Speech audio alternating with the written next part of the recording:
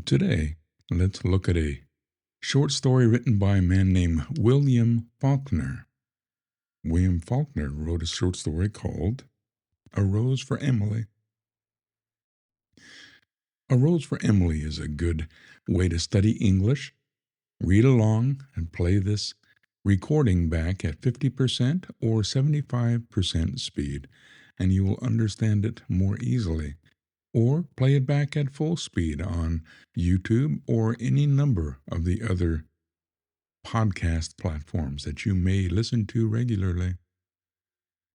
And now, in our March 4, Halloween, October 31st, we listen to A Rose for Emily by William Faulkner. When Emily Grierson died, our whole town went to her funeral. The men threw a sort of respectful affection for a fallen monument. The women, mostly out of curiosity to see the inside of her house, which no one, save an old manservant, a combined gardener and cook, had seen in the last 10 years.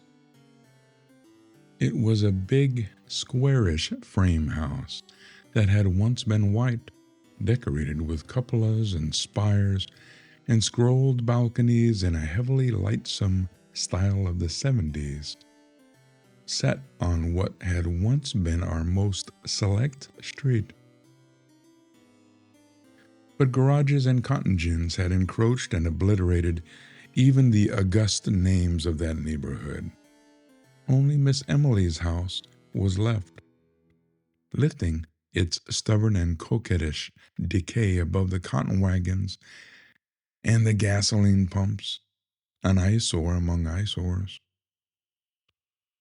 And now Miss Emily had gone to join the representatives of those august names where they lay in cedar-bemused cemetery among the ranked and anonymous graves of Union and Confederate soldiers who fell at the Battle of Jefferson.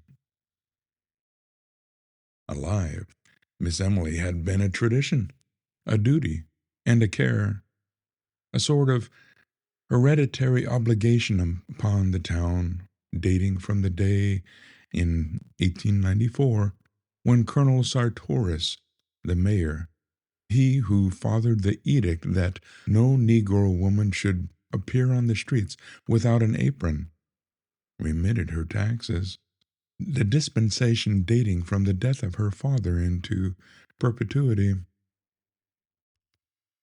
Not that Miss Emily would have accepted charity. Colonel Sartoris invented an involved tale to the effect that Miss Emily's father had loaned money to the town, which the town, as a matter of business, preferred this way of repaying.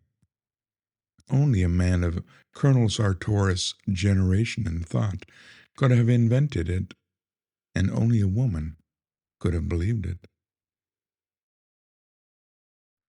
When the next generation, with its more modern ideas, became mayors and aldermen, this arrangement created some little dissatisfaction. On the first year, they mailed her tax notice. February came, and there was no reply. They wrote her a formal letter asking her to call at the sheriff's office at her convenience.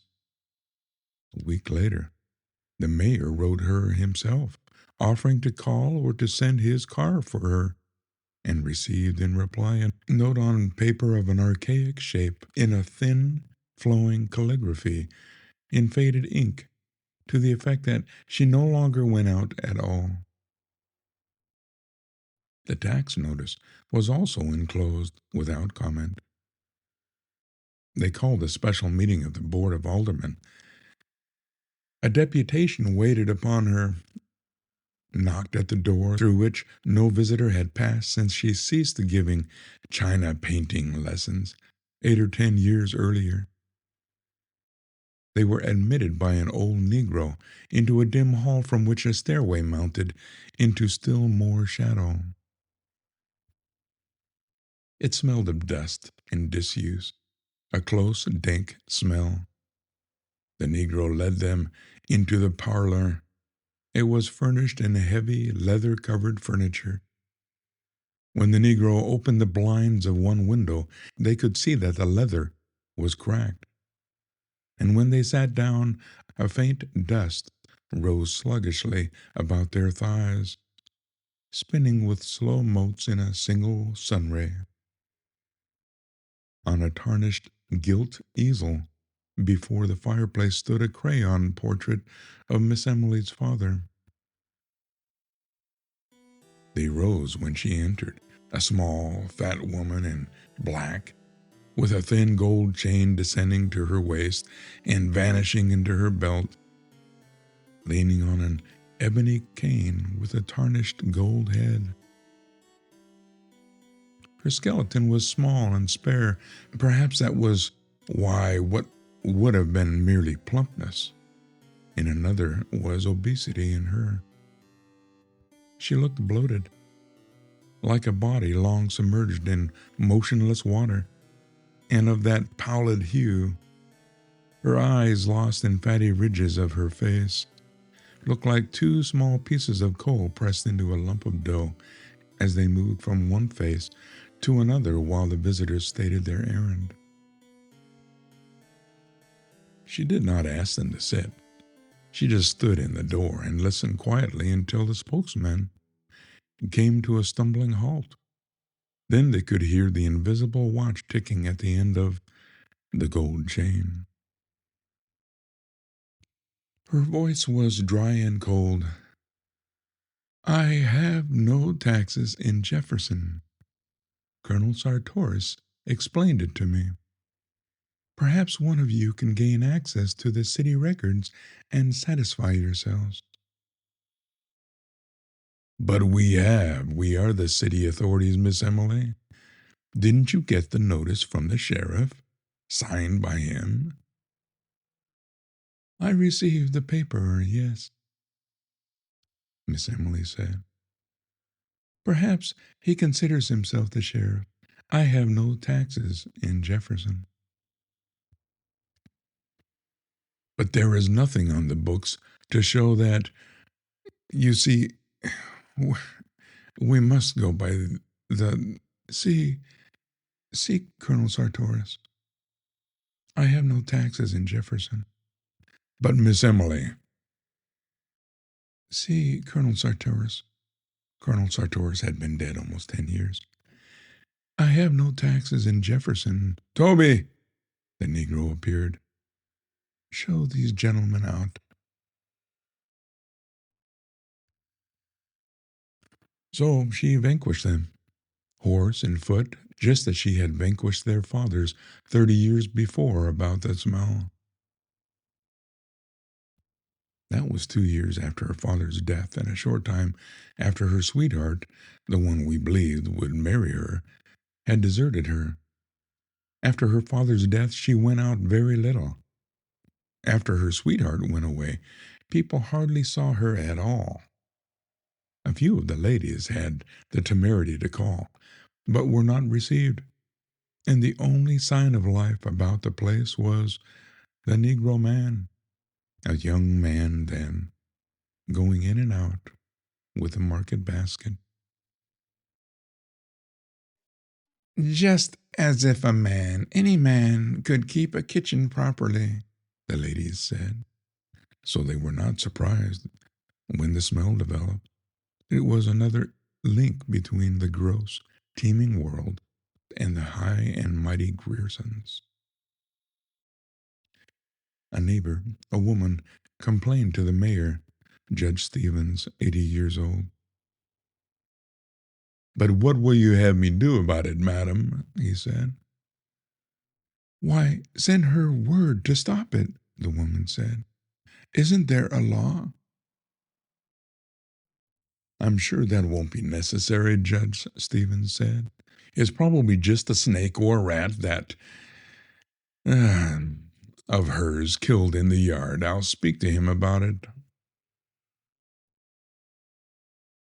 The next day he received 2 more complaints, one from a man who came from a different deprecation. "We really must do something about it, Judge." I'd be the last one in the world to bother Miss Emily, but we've got to do something. That night the Board of Aldermen met. 3 graybeards and 1 younger man, a member of the rising generation. It's simple enough, he said. Send her word to have her place cleaned up. Give her a certain time to do it in, and if she don't... Damn it, sir, Judge Stevens said. Will you accuse a lady to her face of smelling bad? So the next night, after midnight, 4 men crossed Miss Emily's lawn and slunk about the house like burglars, sniffing along the base of the brickwork and at the cellar openings, while one of them performed a regular sewing motion with his hands out of a sack slung from his shoulder. They broke open the cellar door and sprinkled lime there and in all the outbuildings. As they recrossed the lawn, a window that had been dark was lighted, and Miss Emily sat in it, the light behind her, and her upright torso motionless as of that of an idol. They crept quietly across the lawn and into the shadow of the locusts that lined the street. After a week or 2, the smell went away. That was when people had begun to feel really sorry for her. People in our town, remembering how old Lady Wyatt, her great-aunt, had gone completely crazy at last, believed that the Griersons held themselves a little too high for what they really were. None of the young men were quite good enough for Miss Emily and such. We had long thought of them as tableau. Miss Emily, a slender figure in white, in the background, her father, a spraddled silhouette in the foreground, his back to her and clutching a horsewhip. The 2 of them framed by the back-flung front door. So when she got to be 30 and was still single, we were not pleased exactly, but vindicated. Even with insanity in the family, she wouldn't have turned down all her chances if they had really materialized. When her father died, it got about that the house was all that was left to her, and in a way, people were glad. At last they could pity Miss Emily. Being left alone and a pauper, she had become humanized. Now she, too, would know the old despair of a penny, more or less. The day after his death, all the ladies prepared to call at the house and offer condolence and aid, as is our custom. Miss Emily met them at the door, dressed as usual, with no trace of grief on her face. She told them that her father was not dead. She did that for 3 days, with ministers calling on her and the doctors trying to persuade her to let them dispose of the body. Just as they were about to resort to law and force, she broke down and they buried her father quickly.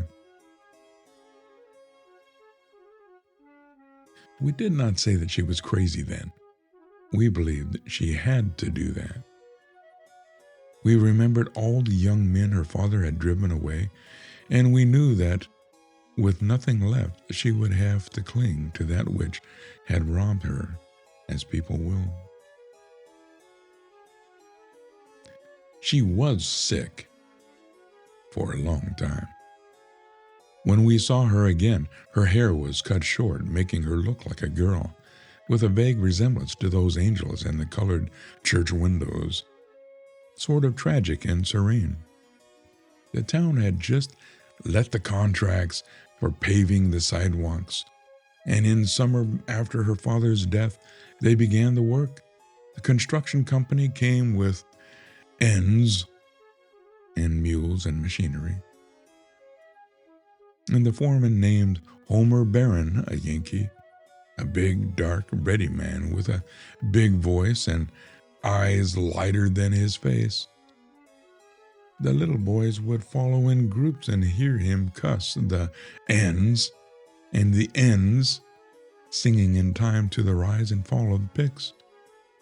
Pretty soon, he knew everybody in town. Whenever you heard a lot of laughing anywhere about the square, Homer Barron would be in the center of that group. Presently, we began to see him and Miss Emily on Sunday afternoons driving in the yellow-wheeled buggy and the matched team of bays from the livery stable. At first, we were glad that Miss Emily would have an interest because the ladies all said, "Of course Miss Grierson would not think seriously of a northerner, a day laborer." But there were still others, older people, who said that even grief could not cause a real lady to forget noblesse oblige, without calling it noblesse oblige. They just said, "Poor Emily. Her kinfolk should come to her." She had some kin in Alabama, but years ago her father had fallen out with them over the estate of old Lady Wyatt, the crazy woman, and there was no communication between the two families. They had not even been represented at the funeral. And as soon as the old people said, "Poor Emily," the whispering began. "Do you suppose it's really so?" they said to one another. "Of course it is. What else could this behind their hands?"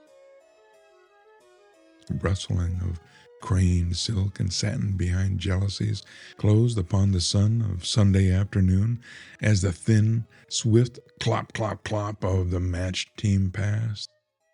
Poor Emily.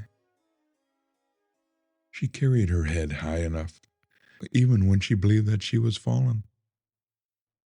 It was as if she demanded more than ever the recognition of her dignity as the last Grierson, as if it had wanted to touch the earthiness to reaffirm her imperviousness. Like when she bought the rat poison, the arsenic. That was over a year after they'd begun to say "poor Emily," and while the two female cousins were visiting her. "I want some poison," she said to the druggist. She was over 30 then, still a slight woman, though thinner than usual, with cold, haughty black eyes, in a face the flesh of which was strained across the temples and about the eye sockets as you imagine a lighthouse keeper's face ought to look. "I want some poison," she said. "Yes, Miss Emily. What kind? For rats and such? I'd reckon I want the best you have. I don't care what kind." The druggist named several. "They'll kill anything up to an elephant. But what you want is—" "Arsenic," Miss Emily said. "Is that a good one?" "Is arsenic?" "Yes, ma'am. But what you want—" "I want arsenic." The druggist looked down at her. She looked back at him erect, her face like a strained flag. "Why, of course," the druggist said, "if that's what you want. But the law requires you to tell what you are going to use it for." Miss Emily just stared at him, her head tilted back in order to look him eye for eye, until he looked away and went and got the arsenic and wrapped it up. The Negro delivery boy brought her the package. The druggist didn't come back. When she opened the package at home, there was written on the box, under the skull and bones, "For rats." So the next day we all said, "She will kill herself." And we said it would be the best thing. When she had first begun to be seen with Homer Barron, we had said, "She will marry him." Then we said, "She will persuade him yet," because Homer himself remarked he liked men, and it was known that he drank with younger men at the Elks Club, that he was not a marrying man. Later we said, "Poor Emily," behind the jealousies. As they passed on Sunday afternoon in the glittering buggy, Miss Emily with her head high and Homer Barron with his hat cocked. and a cigar in his teeth, reins and whip in the yellow glove.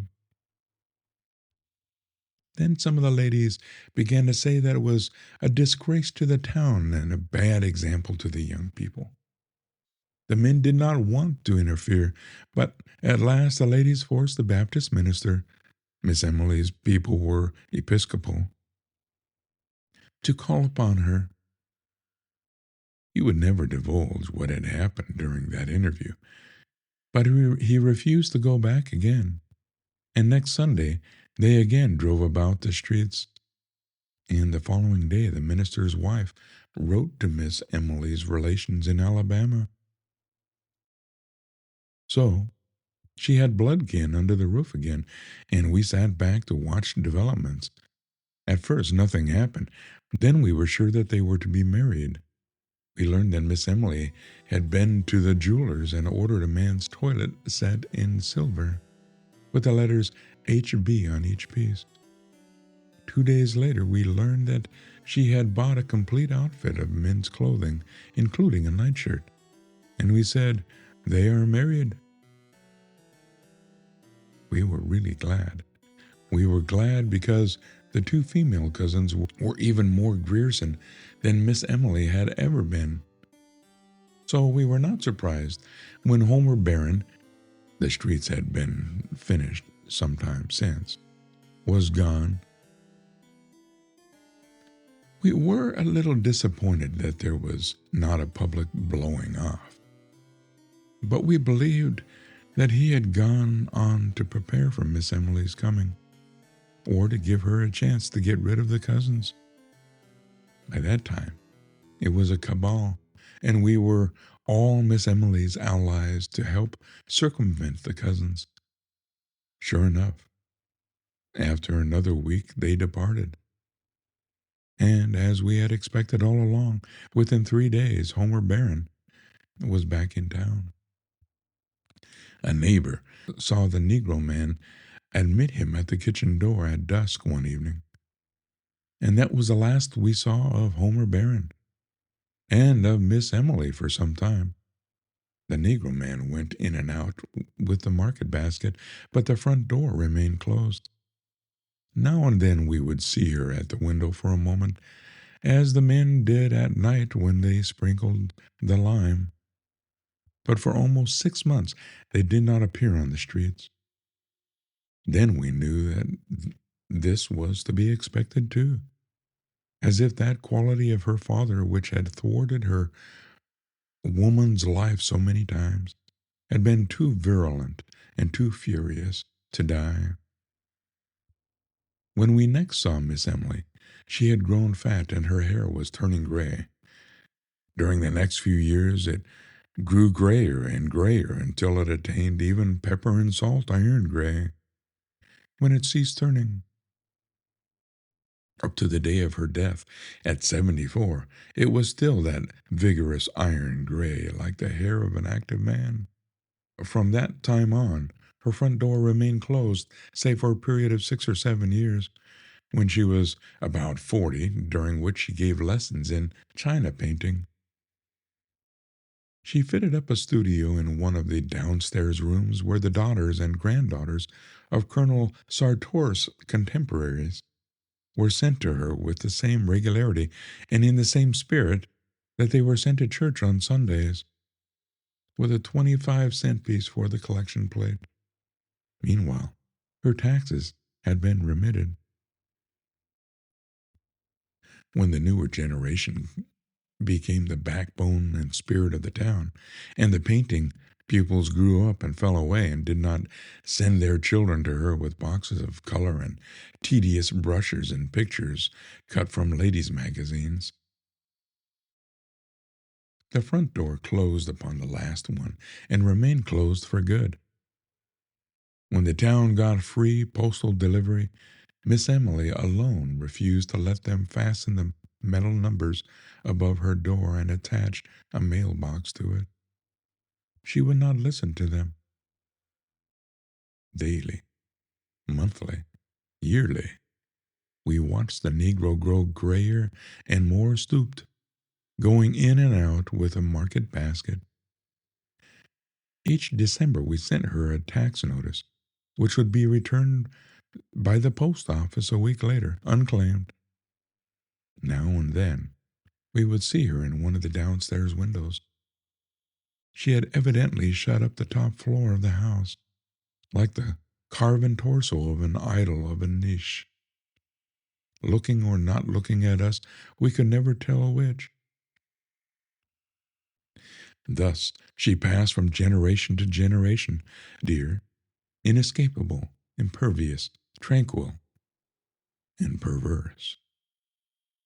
And so she died, fell ill in the house filled with dust and shadows, with only a doddering Negro man to wait on her. We did not even know she was sick. We had long since given up trying to get any information from the Negro.